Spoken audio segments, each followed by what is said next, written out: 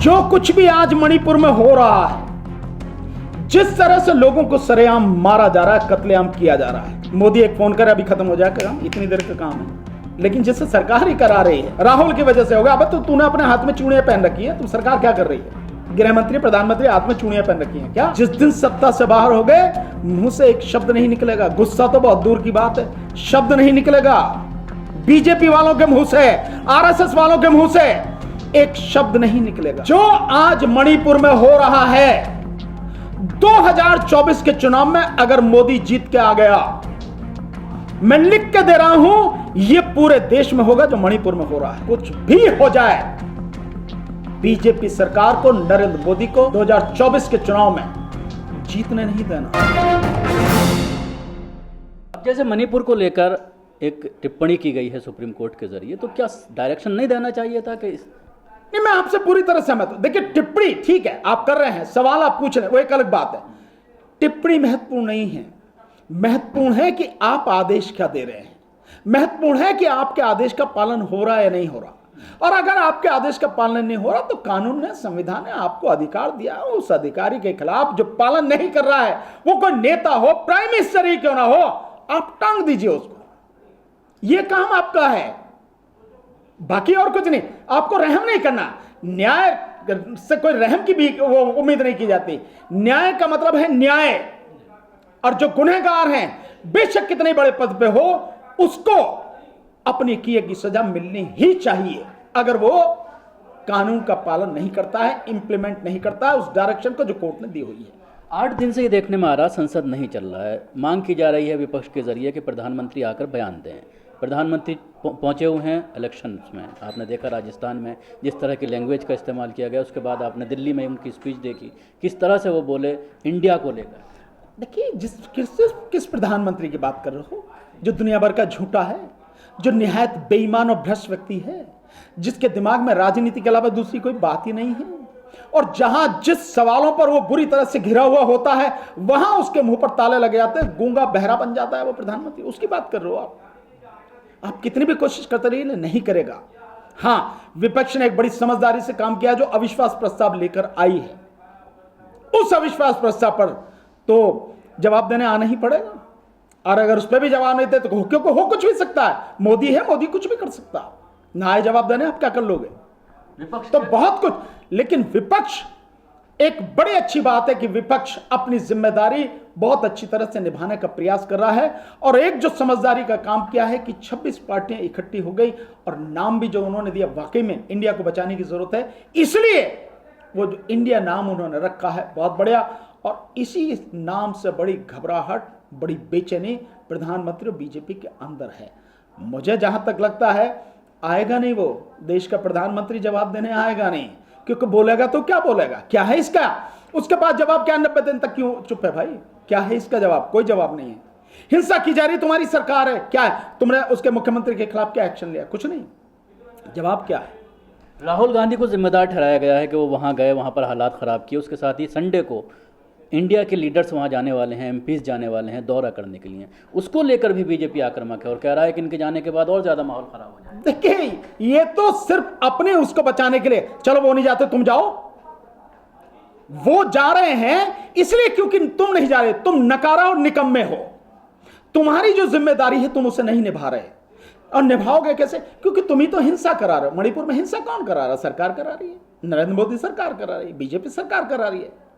तो जब प्रायोजित ही तुम्हारे द्वारा है, वहां की हिंसा सारी, सब कुछ, जो कुछ आज मणिपुर के लोगों को भुगतना पड़ रहा है, वो बीजेपी द्वारा कराया जा रहा है। तो तुम कैसे वहां रोकने जाओगे? और क्यों इन लोगों के, जो विपक्ष के, इंडिया के जो लोग हैं जो जा रहे हैं वहां पे, क्योंकि इनके जाने से पूरी तरह से सरकार, और सरकार से भी कहीं ज्यादा देश का प्रधानमंत्री नंगा हो जाएगा, ऊपर से नीचे तक। जो हालात उसके बाद आएंगे, सारे सब कुछ देखने में आएंगे। इसलिए घबराहट है। तो इसलिए कहा जा रहा, आरोप लगाओ कि सब इनकी वजह से वो है, क्योंकि हर बात में कहो कि इनकी वजह से ये हो जाएगा, राहुल की वजह से होगा। अब तो तूने अपने हाथ में चूड़ियां पहन रखी है, तुम सरकार क्या कर रही है? गृह मंत्री, प्रधानमंत्री हाथ में चूड़ियां पहन रखी है क्या? अगर ये राहुल गांधी करवा, मतलब वो आदमी अपनी सदस्यता नहीं बचा सका, वो आदमी मणिपुर में हिंसा करा रहा। जबकि धन्यवाद देना चाहिए राहुल गांधी का, सभी को, देश के सभी लोगों को, कि राहुल गांधी ने अपनी जिंदगी को दांव पे लगाकर मणिपुर में गए और लोगों के दर्द में शामिल हुए, लोगों से बात की, उनका दर्द सुना, उनकी पीड़ा को महसूस किया और उनके लिए क्या हो सकता है वो बेहतर करने का एक आश्वासन भी उन्होंने दिया। 90 दिन के करीब हो चुके हैं, हालात अभी भी सुधरने का नाम नहीं ले रहे।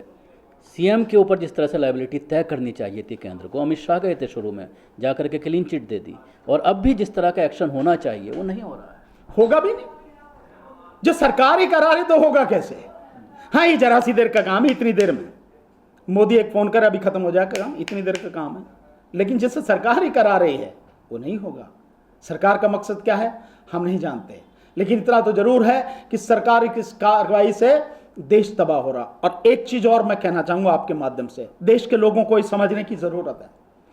जो कुछ भी आज मणिपुर में हो रहा है, जिस तरह से लोगों को सरेआम मारा जा रहा है, कत्लेआम किया जा रहा है, और 3 महिलाओं को नंगा करके जिस तरह से घुमा गया, 2 को तो, और उसमें भी उस पीड़ा को समझिए कि एक महिला वो थी जिसका पति कारगिल के युद्ध में देश को बचाने के लिए लड़ा। उसकी पीड़ा महसूस कीजिए उसे। अगर किसी की कोई बहन बेटी हो, हर आदमी अपने पे डाल के देखेगा, अगर उसकी बहन बेटी बीवी मां उसकी आंखों के सामने उसको नंगा घुमाया जा और उसके आंखों के सामने ये सब कुछ हो, कितनी पीड़ा होगी। देश को बचाने के वो लड़ता रहा, लेकिन अपनी बीवी को नहीं बचा सका। एक आखिरी सवाल, स्मृति ईरानी। तो ये जो चीजें हैं, इन चीजों को, और जिस तरह से आगजनी हो रही है सब कुछ सरकार के द्वारा, मैं जो बताना चाह रहा हूं वो बात यह है कि जो आज मणिपुर में हो रहा है, 2024 के चुनाव में अगर मोदी जीत के आ गया, मैं लिख के दे रहा हूं, यह पूरे देश में होगा जो मणिपुर में हो रहा है। सबकी बहन बेटियों की इज्जत आबरू ऐसे ही लुटेगी, ऐसे ही सरेआम चौराहे पे सबका कत्लेआम होगा। यह सबको देखना यही होगा। इसलिए संभलने की, सावधान रहने की जरूरत है, खड़े होने की जरूरत है, बोलने की जरूरत है, और यह तय करने की जरूरत है कुछ भी हो जाए, बीजेपी सरकार को, नरेंद्र मोदी को 2000 के चुनाव में, 2024 के चुनाव में जीतने नहीं देना। ये जीता देश हार जाएगा। स्मृति ईरानी इस तरह सदन में चिल्लाती हुई नजर आई, उसको लेकर के बड़ा सोशल मीडिया में कोहराम मचा हुआ है कि खासतौर से स्मृति ईरानी जो एक महिला हैं, 90 दिन से खामोश हैं, बोल नहीं रही हैं, लेकिन जब विपक्ष हंगामा कर रहा है तो उस पर इस तरह की प्रतिक्रिया उनके जरिए आती है। खासतौर से वो खुद महिला विकास मंत्रालय देख रही हैं, बाल विकास मंत्रालय, उसके साथ ही माइनॉरिटी भी देख रही हैं, वहाँ पर माइनॉरिटी के लोगों पर जुल्म हो रहा है। जो सत्ता के लालची स्वार्थी कीड़े होते हैं, उन्हें अपनी सत्ता बनी रहे, अपना पद बना रहे, उससे मकसद होता है। और जब उन पे ये सवाल दागे जाते हैं और उस सच्चाई को जो दुनिया के सामने उजागर हो चुकी है, क्योंकि अब तो दुनिया भर से आ रहा है, यूरोपियन यूनियन की जो संसद है उसने भी प्रस्ताव पास किया, तो मणिपुर की हालत दुनिया में है। तो जब आप दुनिया के सामने नंगे हो गए और दुनिया आप पे सवाल करने लगी और आपके पास कोई जवाब नहीं है, तो तब ये अंदर की चीख, गुस्सा निकलता है। गुस्सा भी इसीलिए निकल पा रहा, सत्ता में बैठे हो। जिस दिन सत्ता से बाहर हो गए, मुंह से एक शब्द नहीं निकलेगा। गुस्सा तो बहुत दूर की बात है, शब्द नहीं निकलेगा। बीजेपी वालों के मुंह से, आरएसएस वालों के मुंह से एक शब्द नहीं निकलेगा। मोदी के जितने अंधभक्त हैं, एक शब्द नहीं निकलेगा। तो कह रहे हैं हम जाने वाले नहीं है सत्ता से। हाँ, कहने तो बड़े बड़े आए, इस दुनिया में मिट्टी में मिल गए। इसी दिन, इसी जिंदगी में पब्लिक खड़ी हो जाती है तो सबको मिट्टी में मिला देती है। जिस दिन पब्लिक खड़ी हो जाएगी उस दिन पता लग जाएगा।